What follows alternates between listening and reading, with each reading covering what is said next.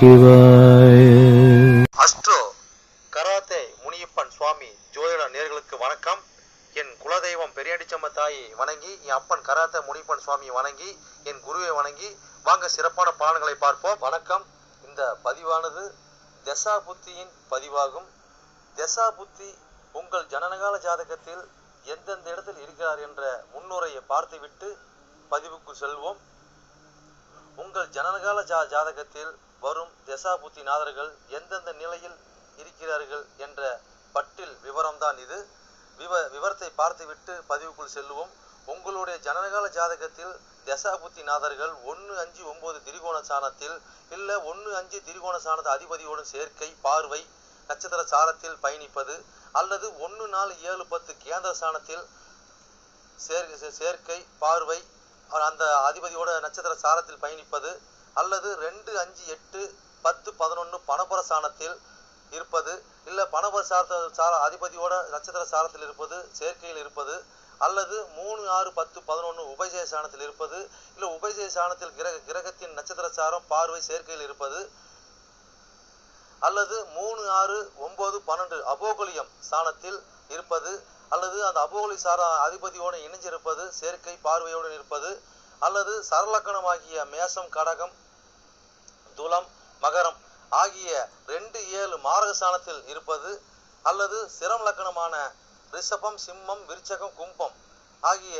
3-8 மாரக சாணத்தில் இருப்பது, அல்லது பார்வை சேர்க்கையில் இருப்பது, அல்லது உபய லக்கணமான மிதனம் கன்னி தனுசு மிதனம் ஆகிய லக்கணத்துக்கு 2-7-11 மாரக சாணத்தில் இருப்பது, அந்த அதிபதியோடு இருப்பது பார்வையில் இருப்பது நட்சத்திர சாரத்தில் இருப்பது, அல்லது நீச்சம் உச்சம் ஆட்சி பெற்றிருக்கிறார்களா, அல்லது சூரியனிடம் அஸ்தகதம் பெற்றிருக்கிறார்களா, பரிவர்த்தனை அல்லது வர்க்கோத்தமம் அல்லது நீச்ச பங்கம் அல்லது திக்பலம் அல்லது புஷ்கரமாம்சம் அல்லது கெட்டிடும் ராஜயோகம் பெற்றிருக்கிறார்களா, அல்லது நட்பு வீட்டில் உள்ளார்களா அல்லது பகை வீட்டில் உள்ளார்களா, அதே சமயம் கிரகம் சுப கிரகம் சேர்க்கையில் பார்வையில் இருக்கிறார்களா, அல்லது அசுப கிரகம் சேர்க்கை பார்வையில் இருக்கிறார்களா, இல்லை அவர்கள் நட்சத்திர தொடர்பில் இருக்கிறார்களா என்று பார்க்கணும். அதுபோலவே அடுத்தது பார்த்தீங்கன்னா 3-6-8-12 வீட்டு மறைவு சாணத்தில் இருக்கிறார்களா, அல்லது 3-6-8-12 வீட்டு அதிபதி சேர்க்கை பார்வை அவர்களின் நட்சத்திரம் தொடர்பில் இருக்கிறார்களா என்று இது போல பல சூட்சமங்களை உங்கள் ஜனனகால ஜாதகத்தை கொண்டுதான் ஒரு துல்லியமான பலனை நம்ம சொல்ல முடியும். ஆனால் நாம் எடுத்திருப்பதோ இது ஒரு பொது பலனாகும். இந்த பொது பலனே பார்த்தீங்கன்னா உங்களுக்கு ஒரு 100%க்கு ஒரு 60% உங்களுக்கு கண்டிப்பாக ஒத்து போகும். சிறப்பாக இந்த பதிவை பாருங்க. வாங்க பதிவுக்குள்ள போகலாம். இது மட்டும் அல்லாமல் சிறப்பு குறிப்புகள் என்னவென்றால் மேச லக்கணம் மேசராசி என்று நீங்கள் வைத்துக் கொள்ளுங்கள். அந்த மாதிரி வைத்து தான் இந்த பதிவுகள் நம்ம கொண்டு போயிட்டு இருக்கோம். ஆனால் ஏன் அப்படி கொண்டு போகிறாங்க விளக்கத்தை நம்ம சொல்லிடுவோம். ஆனால் இப்போ பார்த்தீங்கன்னா மேச லக்கணமாக இருந்து வேறு எந்த ராசி இருக்க பட்சத்தில் உங்களுக்கு இதில் குறிப்பிடப்பட்ட தசா புத்தி உங்களுக்கு நடக்குமானால் லக்கண பாவக ரீதியாக, அதாவது வேறு எந்த ராசி இருக்க பட்சத்தில் நீங்கள் ஒரு மேச ராசி இருக்கிறீங்க, இல்லை ரிஷப ராசி இருக்கிறீங்க, இல்லை மிதன ராசி இருக்கு, இந்த மாதிரி எத்தனை லக்கணமாக, அதாவது மேச லக்கணமாக ரிஷப லக்கணமாக மிதன லக்கணமாக கடக லக்கணமாக சிம்ம லக்கணமாக இப்படி எந்த லக்கணம் இருக்க பட்சத்தில் வேறு எந்த ராசி இருக்க பட்சத்தில் உங்களுக்கு இந்த தசா புத்தி நடக்குமானால் லக்கண பாவக ரீதியாக இந்த பலன் நீங்கள் அப்படியே பார்த்து அப்படியே பலனை தெரிஞ்சுக்கலாம். அது மட்டும் அல்லாமல் இது பலன் பார்த்தீங்கன்னாக்கா அதாவது நட்சத்திர சாரத்தின் அடிப்படையாக கொண்டதுதான் இந்த பதிவாகும். ஓகேங்களா? அப்போ நட்சத்திர சாரத்தை அடிப்படையாக கொண்டு தான் ஒவ்வொருத்தருக்கும் ஜனனகால ஜாதகத்தில் நம்ம பலனை பார்க்குறோம். அப்போ நட்சத்திர சாரத்தை அடிப்படையாக கொண்டு பாவ ரீதியாக கொண்டு தான் பார்த்த பலனை நம்ம மக்கள் கொடுத்துட்டு இருக்கிறோம்.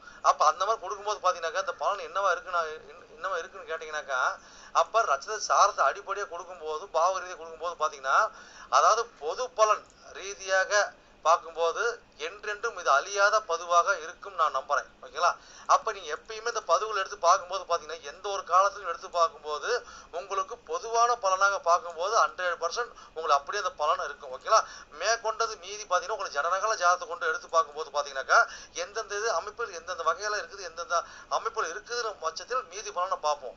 ஆனால் இது என்னதான் நம்ம அந்த அமைப்புகளை பார்த்தாலுமே நம்மளுக்கு பார்த்தீங்கன்னா எப்படி தான் பார்த்தாலும் ஓரளவுக்கு அதாவது ஒரு 50% உங்களுக்கு நட்சத்திர சார்ந்த அடிப்படையில் இந்த பாவக ரீதியாக பார்க்கும் பொழுது இந்த பலன் 100% சிறப்பாக இருக்கு என்று நம்பி வாங்க பதிவுக்குள்ள மகர லக்கணம் மகர ராசி நேர்களே, உங்களுக்கு சந்திர தசையில் சந்திர புத்தியா என்ற பதிவு தான் இது. இந்த பதிவானது உங்கள் லக்கணத்திலிருந்து எண்ணி வர 4ஆம் பாவகமான மேச ராசியில் உள்ள நட்சத்திர வாயிலாக உங்களுடைய தசாபுத்திநாதன் ஆகிய சந்திர பகவான் அந்த நட்சத்திர வாயிலாக எப்படி பயணித்து எப்படி உங்களுக்கு தசாபுத்தி நடத்தி எப்படி பலன் கொடுக்க போகிறாங்க இந்த பதிவாகும். இந்த பதிவானது பார்த்திங்கன்னா நாங்கள் மகர லக்கணம் மகர ராசிக்காக இந்த பதிவு நீங்கள் நம்ம பார்க்கணுமான்னு கேட்டிங்கன்னா அப்படி கிடையாதுங்க. நீ மகர லக்கணமாக மட்டும் இருந்து வேறு எந்த ராசியாக இருந்தாலும் சரி, உங்களுக்கு சந்திர புத்தி நடந்ததுன்னா நீங்கள் மகர லக்கணக்காராக இருந்து சந்தோஷம் கண்டிப்பாக இந்த பதிவு உங்களுக்கு 100% ஒத்து வருங்க. ஓகேங்களா, சிறப்பாக நீங்கள் பார்த்துக்கலாம். இந்த திசையானது பார்த்தீங்கன்னாக்கா உங்கள் லக்கணத்துக்கு பார்த்தீங்கன்னாக்கா உங்களுக்கு 7 கூடியவன் திசையாகும். ஓகேங்களா, 7 கூடியவன் திசா புத்தியாகும். திசையும் அவரே புத்தியும் அவரே. ஓகேங்களா, அப்போ சந்திரனோட கால அளவு பார்த்தீங்கன்னாக்கா உங்களுக்கு 10 ஆண்டு காலம் வரை உங்களுக்கு செயல்பாட்டில் இருக்கும். உங்களோட திசா புத்தி அதாவது திசை சந்திரனோட திசை பார்த்தீங்கன்னா 10 ஆண்டு காலம் உங்கள் செயல்பாட்டில் இருக்கும். அவர் சந்திர புத்தி பார்த்தீங்கன்னாக்கா இந்த தசா புத்தியில் பார்த்தீங்கன்னா 10 மாத காலம் உங்கள் செயல்பாட்டில் இருக்குங்க. இப்போ மேச ராசியில் அவர் பயணிக்கும் போது என்ன நினச்சா சாரம்புன்னு பார்த்தாலும் அங்கே அஸ்வினி 1 2 3 4 பாதம் இருக்கும். அதே மாதிரி வந்து பரணி 1 2 3 4 பாதம் இருக்கும். கீர்த்திகை 1ஆம் பாதம் இருக்கும். ஓகேங்களா, மொத்தம் 9 பாதம் அங்கே இருக்கும். இப்போ அஸ்வினி சாரத்தில் இப்போ உங்களுடைய தசாபதி ஆகிய சந்திர பகவான் அங்கே பயணித்தா என்ன பலன் கொடுப்பார்? இந்த மாதிரி காலகட்டங்களில் பார்த்தீங்கன்னாக்கா உங்கள் தாயார் பார்த்தீங்கன்னா எடுப்பில் பார்த்தீங்கன்னா நம்ம காலகட்டங்களில் உங்களுக்கு திருமணம் இந்த மாதிரி அமைப்பினை ஏற்படுத்தி கொடுக்கறதுக்கு உண்டான ஒரு வாய்ப்பினை ஏற்படுத்தி கொடுக்கறதுக்கு வாய்ப்பு ஏற்படுத்தி கொடுப்பாங்க. இந்த மாதிரி காலகட்டங்களில் பார்த்தீங்கன்னாக்கா உங்களுக்கு ஜாதியோட ஜாதி இனம் விட்டு இனம் இப்படி தான் வந்து உங்களுக்கு பெண்கள் அமைகிற மாதிரி சூழ்நிலை வருங்க. ஓகேங்களா, இந்த மாதிரி நட்சத்திர சாதம் உங்களுக்கு 7 கூடியவன் ஒரு தசாபுத்தி வரும்போது பார்த்தீங்கன்னா நம்ம சாதத்தை நின்று பயணிக்கும் போது பார்த்தீங்கன்னாக்கா நம்ம அதாவது பார்த்தீங்கன்னா மொத்தத்தில் ஒரு கலப்படம் இருக்குங்க. ஒன்று ஸ்ட்ரெயிட்டான கலப்படமாக இருக்கும், ஒன்று கலப்படமான இடத்துல வந்து நம்மளுக்கு வந்து அது ஆணுக்கு பெண்ணாக இருந்தாலும் சரி பெண்ணுக்கு ஆனாலும் சரி கலப்படம் உள்ள ஒரு களத்தில் வரக்கூடிய வாய்ப்பு ஏற்படுத்தி கொடுப்பாங்க. இந்த மாதிரி காலகட்டங்கள் பார்த்தீங்கன்னாக்கா ஒரு இயற்கை சேர்ந்த ஒரு வளம் இதெல்லாம் வந்து அமைப்பு ஏற்படுத்தி கொடுக்கும். அதே மாதிரி பார்த்திங்கன்னா இந்த காலகட்டங்களில் பார்த்தீங்கன்னாக்கா நீங்கள் அந்த குதிரையில் பயணம் செய்கிறது, ஓகேங்களா, குதிரைக்கு வந்து நம்ம கொள்ளு தானம் பண்ணுறது, அதே மாதிரி வந்து இரட்டையரை சந்திக்கிறது, ஓகேங்களா, இதெல்லாம் வந்து உங்களுக்கு காலகட்டங்களில் பார்த்தீங்கன்னாக்கா இந்த மாதிரி அமைப்பில் சந்திக்கும் போது பார்த்தீங்கன்னா இந்த தசை வந்து உங்களுக்கு நல்லா சிறப்பு அம்சத்தை கொடுக்குங்க. இன்னும் எவ்வளோ சொல்லலாம், அடுத்த தசை சாரத்துக்கு போயிடலாங்க. அடுத்து பரணியில் சாரத்தில் உங்களோட தசாபுத்தினாராகிய சந்திரபாகம் 7 கூடியவன் இருந்தால் என்ன பலன் கொடுப்பார்? அப்போ அந்த இடத்துல பார்த்தீங்கன்னாக்கா 4ஆம் பாவம் சம்மந்தப்படுது. அப்போ பார்த்தீங்கன்னாக்கா 5ம் 10ம் சம்மந்தப்படுறாங்க, 7ம் சம்மந்தப்படுறாங்க. இந்த மாதிரி அமைப்பு பார்த்தீங்கன்னாக்கா நம்மளுக்கு பார்த்தீங்கன்னா நம்ம காலகட்டங்களில் நம்மளுக்கு குழந்தைங்களை பார்த்தீங்கன்னா ஒரு உயர் கல்வி வந்து படிக்கிறதுக்கு வாய்ப்பு ஏற்படுத்தி கொடுக்கும். சில பார்த்தீங்கன்னா குலதெய்வங்களில் போய் பூஜை அனுகிரகம்லாம் பண்ணி ஒரு பூர்வீகத்தில் உண்டான ஒரு பாயிண்ட் ஆஃப் நம்ம வந்து நம்ம அனுகூலமாக வரக்கூடிய வாய்ப்பு ஏற்படுத்தி கொடுக்கும். அதே மாதிரி பார்த்தீங்கன்னா இந்த மாதிரி பார்த்தீங்கன்னா உங்களுக்கு குழந்தைங்க காதல் திருமணம் இதில் பண்ணக்கூடிய வாய்ப்பு ஏற்படுத்தி கொடுக்கும். அதே மாதிரி உங்களுக்கு இந்த ஜாதகர் அந்த வயசில் இருந்தாருன்னா இவர் காதல் திருமணம் பண்ணக்கூடிய அமைப்பு ஏற்படுத்தி கொடுக்கணும்னா பாயிண்ட் ஆஃப் ஏற்படுத்தி கொடுக்குங்க. இந்த மாதிரி காலகட்டங்களில் பார்த்தீங்கன்னாக்கா ஒரு தொழில் அது பார்த்தீங்கன்னா இந்த மாதிரி காலகட்டங்களில் திருமணத்துக்கு அப்புறம் தாங்க தொழில். ஓகேங்களா, அப்போ இந்த மாதிரி காலகட்டத்தில் பார்த்தீங்கன்னாக்கா அப்போ பெண்டாட்டி வந்த இடத்த தொழிலானா அப்போ பெண்ணாக இருந்தாலும் கணவன் வந்தாட்டி இப்போ கணவனாக இருந்தாலும் பெண் வந்தாட்டி இந்த மாதிரி மாற்றி நம்ம கொடுக்க ஒரு வாய்ப்பு ஏற்படுத்தி கொடுத்தாலும் உங்களுக்கு பார்த்தீங்கன்னா இந்த மாதிரி காலகட்டங்களில் ஒன்று குழந்தைங்களுக்கு தொழில் அமைச்சு கொடுப்போம், குழந்தைங்களுக்கு படிப்பு அமைச்சு கொடுப்போம். இந்த மாதிரி பார்த்தீங்கன்னாக்கா ஒரு குழந்தைங்க வந்துட்டு பேர் புகழ் பட்டம் வாங்குறது, ஒரு அவங்களுக்கு வண்டி வாங்கி கொடுக்குறது, இது எல்லாம் பார்த்து இந்த காலகட்டங்களில் மொத்தத்தில் ஏதோ சுப நிகழ்ச்சிகள் நடக்கக்கூடிய வாய்ப்பு ஏற்படுத்துவது கல்யாண காட்சியாக இருக்கலாம். ஆனால் பெண்கள் விஷயத்தில் நீங்கள் இந்த ஜாதகராக இருந்தாலும் சரி ஜாதகோட குழந்தைங்களாக இருந்தாலும் சரி கொஞ்சம் பார்த்து உற்சாக சூதனம் வரும்போது நல்லதுங்க. இல்லை ஒரு கெட்ட பேர் இக்குகள் வரதுக்கு வாய்ப்பு இருக்கும். ஓகேங்களா, சரி அடுத்த சாரத்துக்கு போயிடுவோம். அடுத்த சாரம் பார்த்தா கீர்த்திகை சாரம். ஓகேங்களா, அப்போ கீர்த்திகை சாரங்கிறது பார்த்தீங்கன்னாக்கா சூரியன் உச்சமாக இடம் இல்லைங்களா, கீர்த்திங்கிறது பார்த்தீங்கன்னா 8 கூடியவன். ஓகேங்களா, அப்போ வந்து பார்த்தீங்கன்னா இது 4ஆம் பாவம் சம்மந்தப்படுது, 8 சம்மந்தப்படுது, அப்புறம் 7 சம்மந்தப்படுது. அது கீர்த்திகை சாரம் பார்த்தீங்கன்னாக்கா உங்களுக்கு அந்த சூரியன் உச்சமாக இடம் இல்லைங்களா, அப்போ வந்து பார்த்தீங்கன்னா 8 கூடியவன் சாரம். அப்போ வந்து பார்த்தீங்கன்னா அப்போ வந்து பார்த்தீங்கன்னா 4ஆம் பாவம் சம்மந்தப்படுது, 8 சம்மந்தப்படுது, 7 சம்மந்தப்படுறாங்க. அப்போ இந்த கீர்த்திகை சாரத்தில் உங்களுக்கு தசாபதிநாதனாகிய 7 கூடியவன் தசாபதி சந்திர பகவான் இருந்து தசாபதிநாதன் என்ன பலனை கொடுப்பார்? இந்த மாதிரி காலகட்டங்களில் பார்த்தீங்கன்னாக்கா நம்ம ஒரு கூட்டாளிகளை ஏமாற்றோம். ஓகேங்களா, அவங்க புஷ்கர மாதம் தான் வாங்குவார். இருந்தாலும் பார்த்தீங்கன்னாக்கா ஒரு கூட்டாளி மூலியமாக பார்த்தீங்கன்னா திடீர்னு அதிர்ஷ்டம் வரக்கூடிய வாய்ப்பு ஏற்படுத்தி கொடுக்கும், திடீர்னு லக் அடிக்கும். ஓகேங்களா. ஒரு கூட்டு தொழில், ஒரு கூட்டாக சேர்ந்து பண்ணுறது, ஒரு வண்டி வாகனம் சம்மந்தப்பட்டது, வீடு சம்மந்தப்பட்டது பண்ணுறது, அது மனைவி மூலியமாக சிறப்பம்சம் பண்ணுறது, இதெல்லாம் பண்ணனாலும் பார்த்தீங்கன்னாக்கா சில இக்குகளும் சில பிரச்சனை கொடுக்கும். பார்த்து உஷாராக சூதனமாக செயல்படுறது நம்மளுக்கு காலம் சிறந்ததுங்க.